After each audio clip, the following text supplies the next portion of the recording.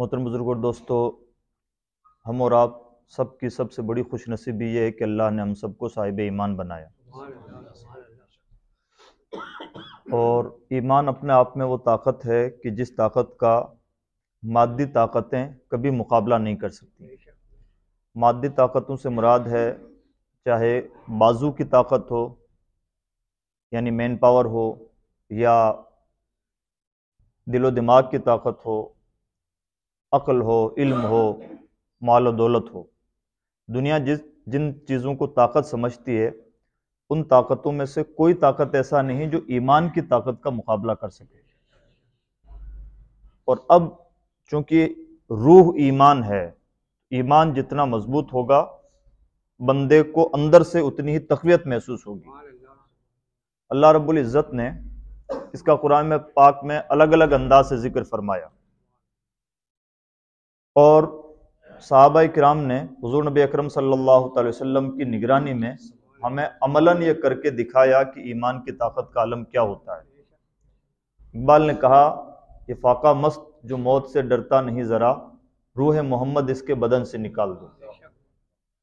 دنیا ایک انسان کے لیے دنیا کی زندگی میں سب سے خطرناک ڈر جو ہوتا ہے وہ ہوتا ہے موت کا ڈر۔ ایمان کی طاقت کا عالم یہ ہوتا ہے کہ وہ موت سے بھی نہیں ڈرتی، اور موت سے نہ ڈرنے کا مطلب کسی سے نہیں ڈرنا۔ اینڈ کسی بھی چیز کا ہو کہ کیا ہو سکتا ہے موت، اور جس قوم کے دل میں موت کا بھی ڈر نہ ہو بلکہ موت کو بھی کہیں شہادت کی حیثیت حاصل ہو جاتی ہو، اس قوم کے لیے ڈر کوئی معنی نہیں رکھتا۔ اللہ رب العزت نے اس بات کو دوسرے لہجے میں بیان فرمایا کہ اے لوگو غم نہ کرو اور مایوس نہ ہو، تم ہی سربلند رہو گے اگر تم ایمان والے ہو۔ اس کا کیا مطلب؟ یعنی ایمان کی طاقت جتنی مضبوط ہوگی ہماری اپنی سب کچھ طاقت وہی ہے۔ اور نتیجہ کیا تھا؟ ایمان کی طاقت کے آگے رشتے چھوٹتے ہیں تو چھوٹیں، وطن چھوٹتا ہے تو چھوٹے، کسی کو خاطر میں نہ لانا اور ایمان ہی پہ سب کچھ اپنا نچھاور کر دینا، یہ صحابہ کرام نے کر کے دکھایا۔ اور ہم نے دیکھا کہ صحابہ کرام سے زیادہ کامیاب زمین کے نقشے پہ تاریخ ہمیں کوئی دوسرے افراد نہیں بتاتی۔ اس کی مثال کیا؟ اس کی زندہ مثال یہ ہے، صحابہ کرام کامیاب کیسے ہیں؟ کامیاب یوں ہیں کہ صحابہ کرام نے حضور سے جو مشن لیا اور جس مشن کو لے کے آگے بڑھے، اس مشن کو اتنی تیزی کے ساتھ اور اتنی قوت کے ساتھ فروغ دیا کہ کوئی دوسری مثال اس کے آس پاس نظر بھی نہیں آتی۔ کیا مطلب اس بات کا؟ اس بات کا مطلب یہ ہے کہ صحابہ کرام کا مشن تھا اسلام کو لے کے وہ آگے بڑھے، اور آگے بڑھتے بڑھتے 1500 سال کے پیریڈ میں آج اس مشن کو 1500 سال پورا ہوا ہے۔ اور اس مشن کا عالم یہ ہے کہ 1500 سال پہلے ابو بکر صدیق ایمان لائے، حضرت خدیجۃ الکبریٰ، حضرت بلال حبشی، پھر اور لوگ بڑھے، پھر اور لوگ بڑھے، پھر 40 تک پہنچے، اور 13 سال کا پیریڈ گزرا مکہ میں جہاں کوئی بہت زیادہ گروتھ نہیں ہو سکی۔ پھر مکہ چھوڑا، ایمان کی طاقت کے لیے مدینہ آباد کیا، اور 10 سال کے پیریڈ میں جو 40، 50 یا سینکڑوں کی تعداد میں لوگ تھے وہ بڑھ کر کے 1,14,000 ہو گئے۔ اور اس کے بعد میں جو اسلام کی رفتار تیز ہوئی ہے تو آج تک وہ رفتار تیز ہی ہے، اس کو کوئی نہیں روک سکتا۔ حالات اتار چڑھاؤ، بادشاہ آتے ہیں، ظلم، زیادتیاں، جنگیں، مالداریاں، غربتیں سب آتی رہیں، عجیب عجیب آندیاں چلی ہیں، کئی کربلا ہوئے ہیں، کئی شہادتیں ہوئی ہیں، کئی بار مسجد اقصیٰ پہ قبضہ ہوا ہے، لیکن یہ اسلام اللہ کا مشن ہے۔ ہمارا کام تو اس کھونٹے کے آس پاس میں رہنا ہوتا ہے، یہ تو اپنا کام ہو کے رہے گا۔ واللہ متم نورہ ولو کرہ الکافرون، اللہ اپنے نور کو پورا کرنے والا ہے، بھلے کوئی اہل کفر ناپسند کرتے رہیں۔ اللہ جس کو پورا کرنے والا ہو اسے کوئی ادھورا نہیں رکھ سکتا، اس کے راستے میں کوئی روڑا نہیں بن سکتا۔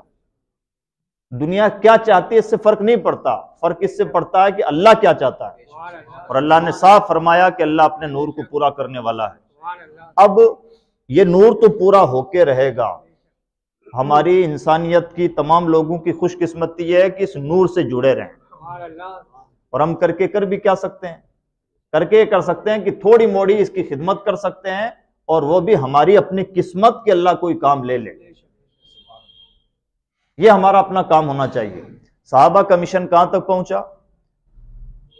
1.25 لاکھ ہوئے، پھر 1.25 لاکھ سے حضور، اس دوران حضور کا انتقال ہو گیا، تو جب حضور کا انتقال ہوا ہے تو صحابہ کی تعداد تھی 1.25 لاکھ، لیکن باضابطہ مدینہ منورہ کی ایک حکومت کے علاوہ باضابطہ اسلامی حکومت کا دائرہ وسیع نہ تھا۔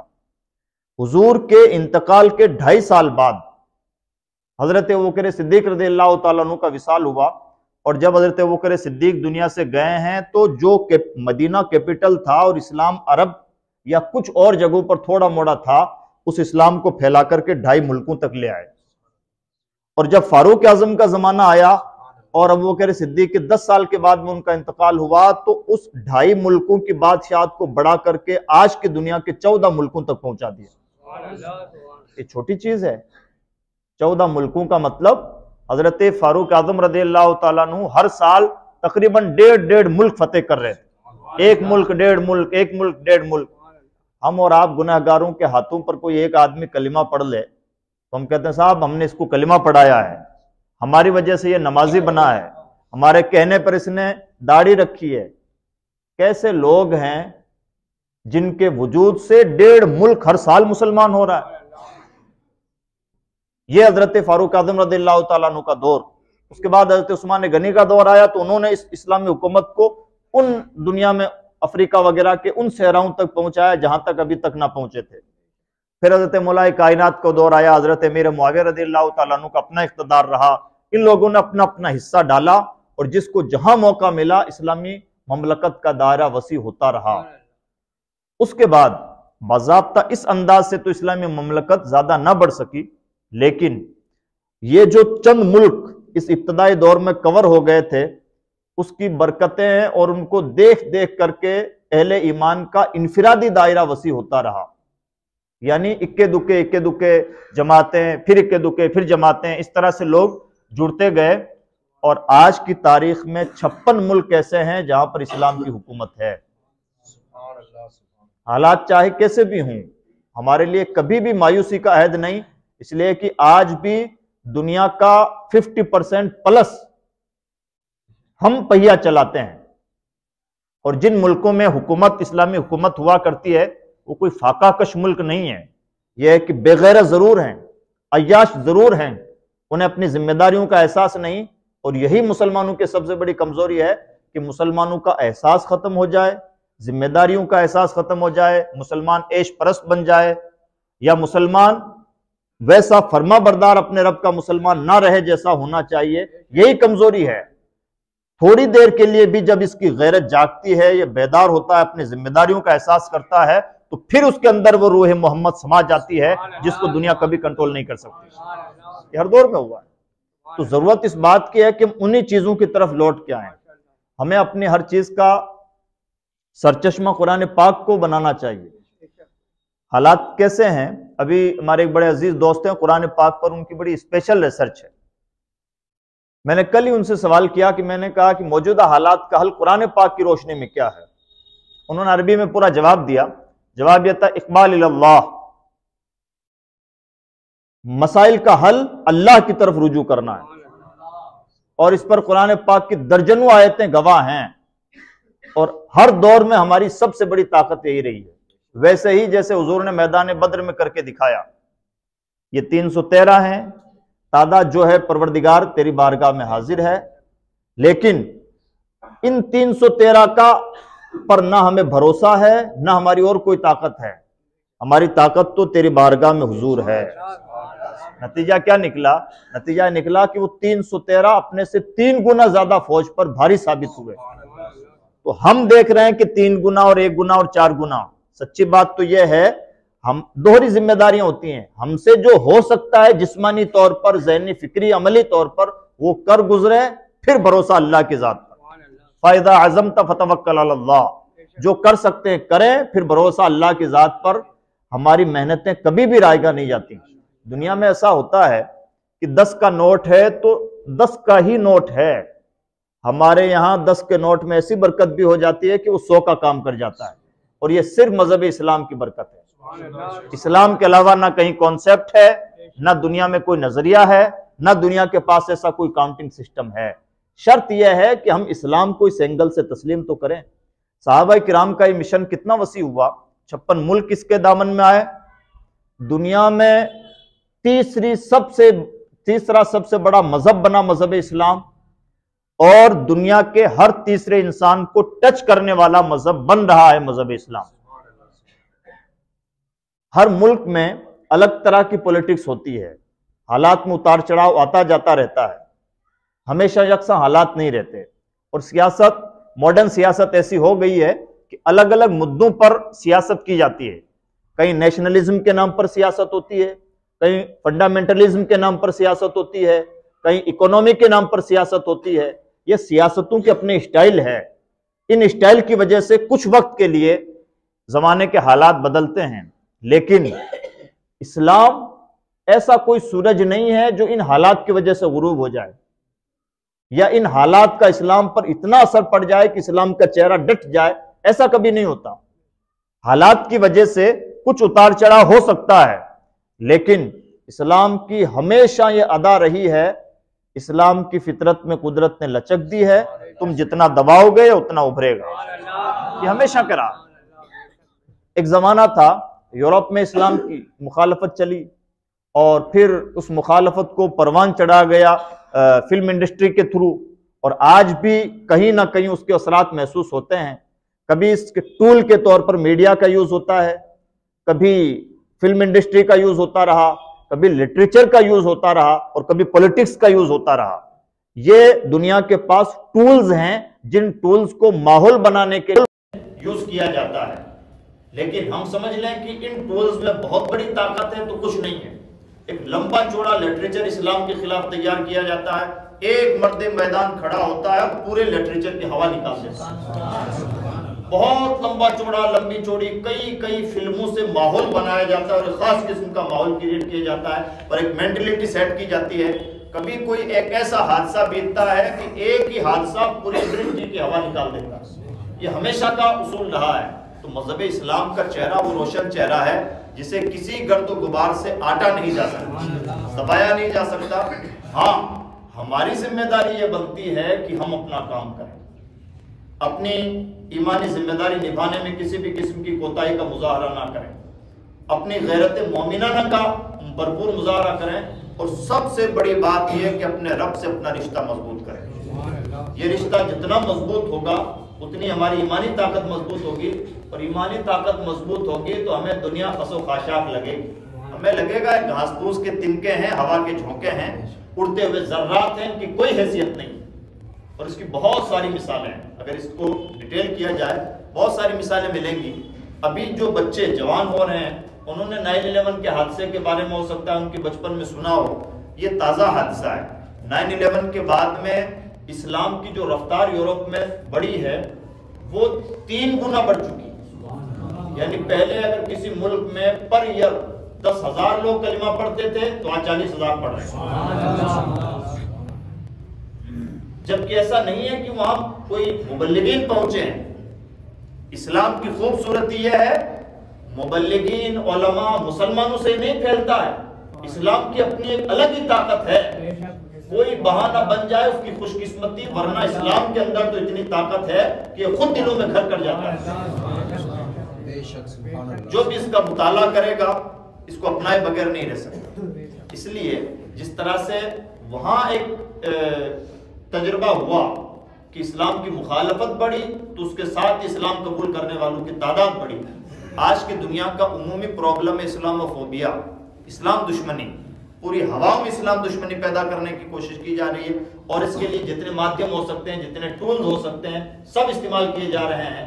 لیکن جب کوئی سیلاب آتا ہے ہم یہ دیکھتے ہیں کہ ایک بار تو سیلاب میں بہت کچھ بہہ جاتا ہے، لیکن ہر نیگیٹیوٹی کے پیچھے کچھ نہ کچھ پوزیٹیوٹی ہوتی ہے۔ سمجھدار لوگ، دانشور لوگ، دوربین لوگ، جن کی نگاہیں دور دیکھتی ہیں، عاقبت اندیش ہوتی ہیں، وہ ان حالات کا نتیجہ کیا اخذ کرتے ہیں؟ وہ ان حالات کا نتیجہ اخذ یہ کرتے ہیں کہ ٹھیک ہے تو سیلاب آئے گا، سیلاب کو روکنا ہمارے بس میں نہیں ہے، قدرتی چیز آگے رہے گا. ہم چاہیں کہ ہوائیں نہ چلیں، ہم چاہیں کہ دھوپ تیز نہ ہو، سردی کم ہو جائے، طوفان نہ آئیں، بارشیں نہ برسیں، نہیں ہونے والا. یہ قدرتی نظام ہے، یہ ہو کے ہی رہے گا. ہماری عقل مندی یہ ہے کہ آندھی سے بھی فائدہ اٹھا سکتے ہیں یا نہیں، بارش سے بھی کوئی فیض لیا جا سکتا ہے، بارش کو روک تو نہیں سکتے، وہ تو برسے گی. ہم اگر بارش کا پانی جمع کر سکتے ہیں اور سال بھر کا خرچہ بچا سکتے ہیں تو یہ عقل مندی ہے.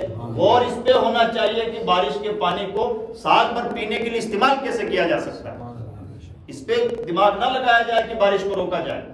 غور اس پہ ہونا چاہیے کہ سیلاب تو آ رہا ہے، بہت ساری چیزوں کو بہا لے جا رہا ہے، لیکن اس کے ساتھ یہ بھی تو ہوتا ہے، سیلاب کے ساتھ واٹر ہارویسٹنگ ہوتی ہے، یعنی پانی زمین کی تہوں میں چلا جاتا ہے، جہاں پہلے سے پانی موجود نہیں رہتا وہاں بھی اب پانی آ جاتا ہے.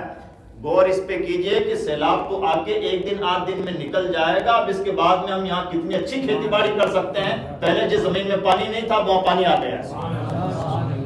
اسلام دشمنی کا فائدہ ہم کیا اٹھا سکتے ہیں؟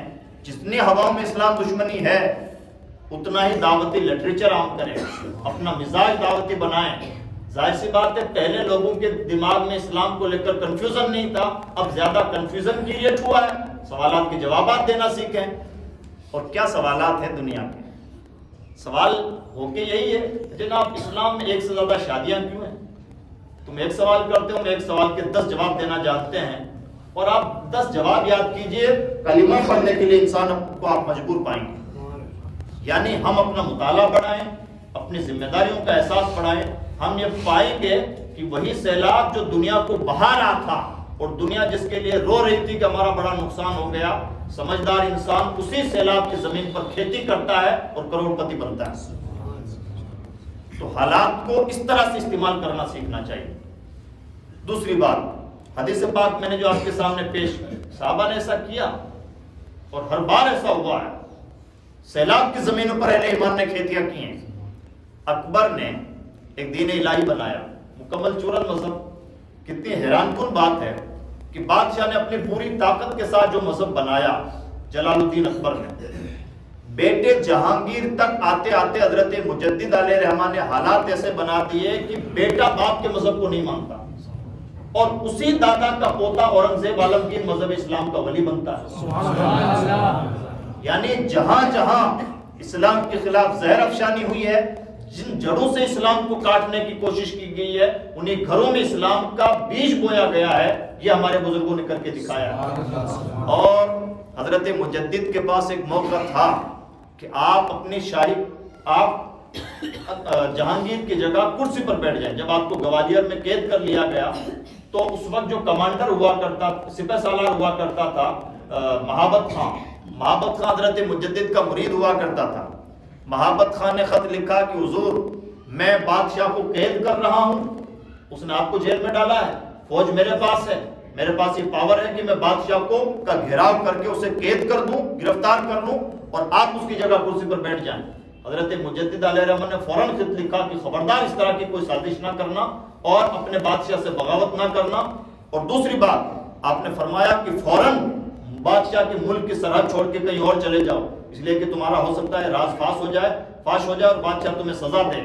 میں کرسی پر نہیں بیٹھنا چاہتا. یعنی حضرت مجدد کو آپشن ملا کہ آپ کو جس بادشاہ نے قید میں ڈالا ہے ہم اسے قید کر سکتے ہیں. فوج آپ کی مرید ہے، آپ چاہیں تو بادشاہ بن سکتے ہیں. آپ نے بادشاہت کا راستہ اختیار نہیں کیا، کام وہی جاری رکھا جو آہستہ آہستہ کرتے تھے. نتیجہ کیا نکلا؟ لمبا ٹائم نہیں لگتا ہے جب آدمی آہستہ آہستہ مسلسل ایمانداری کے ساتھ محنت کرتا ہے. جہانگیر ادھر جول میں ہو گیا، اورنگزیب حضرت مجدد کا مرید، حضرت مجدد کا خادم، مذہب اسلام کا ایک نیا مجدد اور ولی ثابت ہوا. اس طرح سے ہمارے بزرگوں نے محنتیں کی. اگر مجدد، حضرت مجدد محبت خان کے کہنے پر کرسی پر بیٹھ جاتے تو ہو سکتا ہے دنیا یہ کہتی صاحب ایک بادشاہ نے اپنا مذہب بنایا، دوسرا بادشاہ آیا اس نے اپنا مذہب چلا لیا. اللہ والے یہ بھی اپنے سر نہیں لینا چاہتے کہ اسلام کسی بادشاہ کی کرسی سے نہیں پھیلا، اسلام اپنی طاقت سے پھیلا. اسلام ہمیشہ اپنی ایک روحانی طاقت سے پھیلتا ہے. الحمدللہ، ماشاءاللہ. ان حالات میں حدیث پاک کا ایک ترجمہ سنیں. حضور نبی اکرم صلی اللہ علیہ وسلم نے ارشاد فرمایا مومن کو ایک سوراخ سے 2 بار نہیں ڈسا جاتا.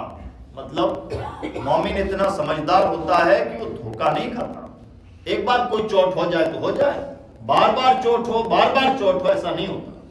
کیا مطلب یہ ہے کہ مومن اتنا دور اندیش, باریک بھی, عاقبت اندیش ہوتا ہے کہ مومن کو بہکاوے میں نہیں رکھا جا سکتا, دھوکے میں نہیں رکھا جا سکتا. اور اگر کوئی اتنا نادان ہے کہ بار بار چوٹ کھاتا ہے, ایک ہی طرح کی چوٹ کھاتا ہے, اس کا مطلب یہ ہے کہ سمجھدار نہیں. مطلب کیا ہوا؟ مطلب یہ ہوا کہ 70 سالوں میں ہمیں بہت ساری چوٹیں لگیں, لیکن معاف کیجئے گا ہم ایسے نادان دوست ٹھہرے, ہر بار ایک ہی بلٹ سے ڈسے جاتے رہے. ہم نے نہ اپنی پالیسی چینج کی, نہ اپنا مزاج چینج کیا, نہ حالات کی نزاکتوں کو سمجھا. اور کیوں نہیں سمجھا؟ اس لیے کہ ہم نے اپنی ذمہ داریوں کا احساس نہیں کیا, بلکہ دوسروں کی بے ساکیوں پر زندہ رہنے کا مزاج بنایا. ہمیں لگا کہ یہ حکومت جائے گی, وہ حکومت آئے گی تو ہمارا بھلا ہو جائے گا. ہم نے یہ نہیں سوچا کہ حکومتیں کسی کا بھلا چاہنے والی نہیں ہوتی.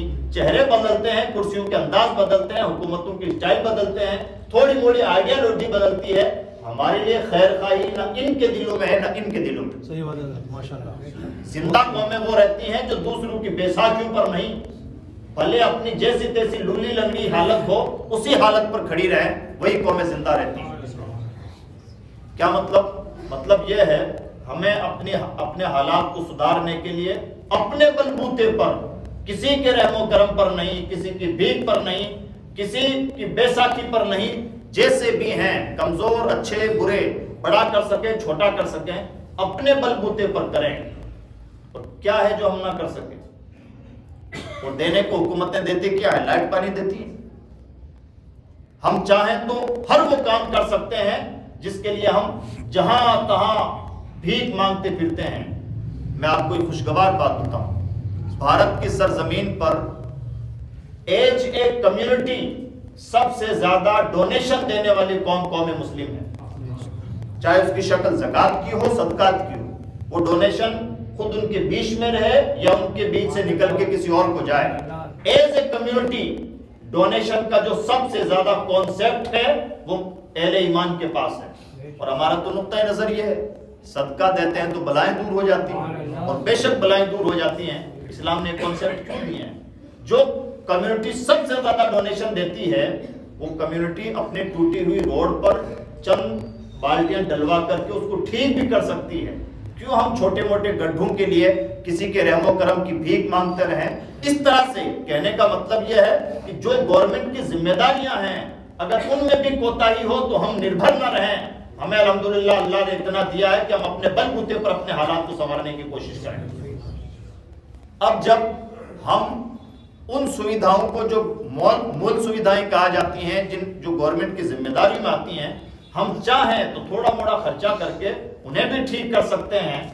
تو جو ذمہ داریاں گورنمنٹ نہیں نبھاتی ان کے تعلق سے تو ہمیں قطعاً گورنمنٹ پر نربھر نہیں رہنا چاہیے. ہمارے اپنے اسکول, ہمارے اسکولوں میں کوالٹی ایجوکیشن, اپنے کوچنگ سینٹر, اپنے بچوں کا سروے, اپنے بچوں کے لیے کوئی بزنس کی ٹریننگ دینے کے لیے ورکشاپ کے لیے سینٹر قائم کریں, اپنے ہاسپٹل بنائیں, جو کچھ کریں اپنے بلبوتے پر کریں. اور کوئی ضروری نہیں کہ پورے علاقے کی, پورے ملک کے مسلمانوں کی ٹھیکیداری لے کے چلیں. اس غلط فہمی کا بھی ازالہ ہونا چاہیے. آج کے حالات ہم سے تقاضا کرتے ہیں ہم اس محلے کے لوگ اپنے محلے کے لیے کیا کر سکتے ہیں, اسی پہ غور و فکر کریں. یہی سب سے بڑا کام. یہ فکر چھوڑ دیں کہ پورے جوپر میں انقلاب لے کے آئیں گے اور پورے ملک میں کوئی بڑا انقلاب لائیں گے اور کوئی آل انڈیا تنظیم بنائیں گے. ہمیں نہیں چاہیے. ہمیں صرف یہ چاہیے کہ ہمارے چھوٹے سے محلے میں شادیاں 5 لاکھ میں یا اس سے کم خرچے میں کیسے ہو سکتی ہیں, اور 25 لاکھ اور 50 لاکھ کی شادیوں کا بائیکاٹ کیسے ہو سکتا ہے, اس پہ غور کیا جائے. ہمارا اپنا کام یہ ہونا چاہیے کہ ہمارے علاقے میں صفائی کیسے رہے, اس پر ہم غور و فکر کریں. یعنی آج وقت آ گیا ہے کہ ہم پھر اوپر سے نیچے کی طرف آئیں اور زمین سے اٹھ کر کام کرنا سیکھیں. جو قومیں زمین سے اٹھتی ہیں انہیں کوئی دبا نہیں سکتا. جس تنظیم نے 100 سال سے زمین پر محنت کی ہے, اگر 100 سال کے بعد وہ اپنا پھل کھا رہی ہے اور ہم چاہیں کہ ہماری بددعاؤں سے اسے ہلاک کر دیں, قطعاً نہیں ہو سکتا. کوئی تنظیم نہیں ہے, یہ نظام قدرت ہے. اللہ کا اصول ہے کہ جو محنت کرے گا اسے اس کی محنت کا پھل ملے گا. ایمان ہے یا کفر ہے یہ قبر کا سوال ہے. دنیا کا نظام ہے کہ جو مارکیٹ میں جائے گا ہاتھ پاؤں مارے گا محنت کرے گا اسے پھل ملے گا. ہم کرسی پر بیٹھے رہے صبح سے شام تک گھر سے باہر نہ نکلے اور امید کریں کہ ہمارے گھر میں بہت اچھا کھانا پکنا چاہیے, قطعاً نہیں ہو سکتا بھلے تہجد گزار ہوں, اس لیے کہ ہماری تہجد ہے یا ہمارا ایمان یہ ہماری اپنی قبر کے لیے ہے, نظام کائنات میں خلل اندازی کے لیے نہیں. نظام کائنات تو نظام اللہ کے بنائے اصولوں کے مطابق چلے گا. اللہ کا بنایا اصول کیا ہے؟ اللہ للانسان الا ما سعى, انسان جو کوشش کرے گا پائے گا. جنہوں نے محنت کی گراؤنڈ سے اٹھ کر وہ پھل کھا رہے ہیں تو ہمیں برا لگ رہا ہے. پھل انہیں ملنا ہی چاہیے. جو بھی زمین سے محنت کرتا ہے, ہم محنت کرتے ہیں ہمیں پھل ملتا. نہیں کی کوئی بات نہیں, عقل مندی ہے کہ اب کریں, نہ رونا روئیں, نہ چیخیں چلائیں, نہ چبوتروں پہ تبصرے کریں, نہ واویلا مچائیں, نہ سوشل میڈیا پہ ہائی ہلڑ کریں. کرنے کا کام تو آج کریں, کل کریں, کریں نہ کریں. یہی ہے کہ جو اس نظام کائنات کے مطابق چلے گا وہی سرفراز ہے, سرخرو ہے. جو نہیں چلے گا بھلے رو رو کے زیر زمین دفن ہو جائے, حالات میں کوئی تبدیلی نہیں آنے والی. اس لیے عقل مندی یہ ہے گراؤنڈ لیول پر آئیں, گراؤنڈ کے انسان بنیں اور گراؤنڈ لیول پر ورک کرنا سیکھیں. چھوٹے چھوٹے ادارے, ان میں کوالٹی ایجوکیشن, اپنی چیزوں کا ملٹی پرپز استعمال. سپوز کیجئے کہ ایک اچھی بلڈنگ بنی ہوئی ہے, اس بلڈنگ کا جتنا زیادہ یوز کیا جا سکتا ہے. ایک اسکول بنا ہوا ہے مان لیجیے, اسکول تو 5 گھنٹے چلتا ہے, باقی 19 گھنٹہ بلڈنگ خالی پڑی ہے. کیا یوز ہونا چاہیے؟ کیا لمبی چوڑی کروڑوں کی بلڈنگ سے 5 گھنٹہ یوز ہو؟ عقل مند یہ ہے کہ 5 گھنٹہ اسکول چل گیا, اس کے بعد میں 3 گھنٹہ مدرسہ چل رہا ہے, اس کے بعد میں 4 گھنٹہ کوچنگ چل رہا ہے. ہو سکے تو رات میں بھی اس کا استعمال کر سکتے ہیں تو رات میں بھی استعمال کریں, تاکہ ایک جگہ پر کیا ہوا انویسٹ 3 جگہ پر کام آ سکے. زمانے کے تقاضے ہیں. تو ان حالات کے مطابق جب ہم کچھ کرنے کی کوشش کریں گے تو سرخرو ہوں گے. عزیز دوستو, سمجھدار قومیں وہ ہوتی ہیں جو حالات کے مطابق اپنی پالیسیز چینج کرتی ہیں. ہمیں دنیا کی کمپنیوں سے سیکھنا چاہیے. کمپنی کا سی او بدلتا ہے, پوری پالیسی چینج ہو جاتی ہے. ایک سی او آیا, اس نے کمپنی کو اٹھا دیا, دوسرا آیا اس نے پوری پالیسی گھما دی, تیسرا آیا وہ اپنے مطابق چل رہا ہے. عالم یہ ہوتا ہے کہ وہ کمپنیاں جن کا جگہ جگہ ایڈورٹائزمنٹ ہے, جو زبان زبان پر جن کا لفظ چڑھا ہوا ہے, نام چڑھا ہوا ہے, وہ کمپنیاں پالیسی تو پالیسی اپنا نام چینج کرتے ہوئے بھی دیر نہیں لگاتی. ایک سوشل ایپلیکیشن ہوا کرتی تھی ٹویٹر, اب اس کا نام ٹویٹر نہیں, آج بھی مجھ سے ٹویٹر کہہ رہے ہیں, اس کا نام چینج ہو چکا ہے. ایک ٹیلی کام کمپنی ہوا کرتی تھی آئیڈیا, کیا آج اس کا نام آئیڈیا ہے؟ ایک ٹیلی کام کمپنی ہوا کرتی تھی ہیڈ, کیا آج ہے وہ؟ میں بتانا یہ چاہتا ہوں کہ کمپنیاں اپنی پالیسی ہی نہیں چینج کرتی بلکہ اپنا نام بھی چینج کر دیتی ہیں. ہم 70 سال میں نہ پالیسی چینج کریں گے, نہ عادتیں تبدیل کریں گے, نہ اٹھنے بیٹھنے کا ٹائم ٹیبل تبدیل کریں گے, نہ شادی بیاہ کے انداز بدلیں گے. رونا روتے رہیں گے اور امید کریں گے ہمارے منہ میں کوئی لقمہ ڈال کے چلا جائے. ایسا کبھی نہیں ہوتا. اگر ہمیں زندہ رہنا ہے تو اللہ کے بنائے ہوئے اصولوں کے مطابق زندہ رہنا ہوگا, اور اگر ایسا نہیں کرتے حالات آج جیسے ہیں آئندہ اس سے بدتر ہونے ہیں. 92 میں 92 میں جب حالات خراب ہونے شروع ہوئے تھے تو گلی گلی محلہ محلہ اہل ایمان میٹنگیں کرتے تھے کہ اب ہم سے ہماری مسجد چھینی جا رہی ہے, ایسا ہو رہا ہے, اور اب ہمیں ایسا کرنا چاہیے, ایسا ہونا چاہیے. 3-4 سال تک میٹنگیں چلتی رہیں, یہ کیا جانا چاہیے, ایسا ہونا چاہیے, انہوں نے نہیں کیا, ان کو کرنا چاہیے, یہ ٹھیک ہے. ہوا کیا؟ صرف بیٹھکیں, صرف پلاننگ, صرف باتیں. آج اس کو بھی 30 سال کا پیریڈ گزر چکا ہے کہ حالات میں کوئی تبدیلی آئی. کیوں؟ اس لیے کہ صرف باتیں ہوئی تھی, پریکٹیکل نہیں ہوا تھا. آج بھی اگر ہم باتیں ہی کریں گے 2050 میں بھی یہی حالات ہوں گے, اور آنے والی نسلیں لام تان کر رہی ہوں گی. جس طرح سے آج ہم یہ کہتے ہیں کہ اتنی وقت پراپرٹیز ہیں, ہمارے بزرگ چاہتے تو کیا کیا نہ کر گزرتے ہمارے لیے, لیکن نہ انہوں نے ہمارے لیے کوئی بڑی دانشگاہ تعمیر کی, نہ اپنی وقت پراپرٹیز کا کوئی بھلا استعمال کیا, بلکہ خرد برد اور اونے پونے میں وقت پراپرٹی آج بھی ضائع ہو رہی ہیں. ہو سکتا ہے آنے والی نسلیں ہم پر لان تان کریں کہ ہمارے باپ دادا کیسے بیوقوف تھے جنہوں نے اچھے دنوں کا اور گولڈن وقت کا فائدہ نہیں اٹھایا، جب ظلم و جبر اتنا نہیں بڑا تھا تب انہوں نے وقت کا صحیح استعمال نہیں کیا۔ میں عرض کرنا یہ چاہتا ہوں کہ بے شک حالات میں اتار چڑھاؤ ہے، لیکن اتنا بھی نہیں ہے کہ ہم کچھ نہ کر سکیں، اتنا بھی نہیں ہے کہ ہم اپنے گھر کا ماحول نہ بدل سکیں، اتنا بھی نہیں ہے کہ ہم چھوٹی موٹی پہل نہ کر سکیں۔ ٹال مٹول والی عادت بنانے والی قوم کبھی بھی سرخرو نہیں ہوتی۔ اللہ کا بنایا ہوا اصول ہی چلتا ہے، ہمارے اپنے خیالات نہیں چلتے، اس لیے ہمیں اپنے مزاج کے مطابق اپنی ہر چیز کی پالیسی، اپنے بچوں کی تربیت، خرچے کم کرنا، وقت پر سونا اٹھنا، بچوں کی تعلیم پر بھرپور دھیان دینا، اپنے پیسوں کا صحیح جگہ پر استعمال کرنا، سوشل میڈیا وغیرہ سے جتنی دوری بنا سکتے ہیں اور وقت کا جتنا بھلا استعمال کر سکتے ہیں کرنا، ان تمام چیزوں پہ ہمیں اپنی توجہ مبذول کرنی چاہیے، اور سب سے زیادہ اپنے رب کی بارگاہ میں خشوع و خضوع کے ساتھ اپنے آپ کو پیش کرنا چاہیے، اس لیے کہ بادشاہتیں دینا بھی اسی کی شان ہے اور بادشاہتوں کی کرسی چھین لینا بھی اسی کے دوسرے سدرن ہے۔ میں امید کرتا ہوں کہ انشاءاللہ ہم اس طرح کی کچھ پہل کرنے کی کوشش کریں گے۔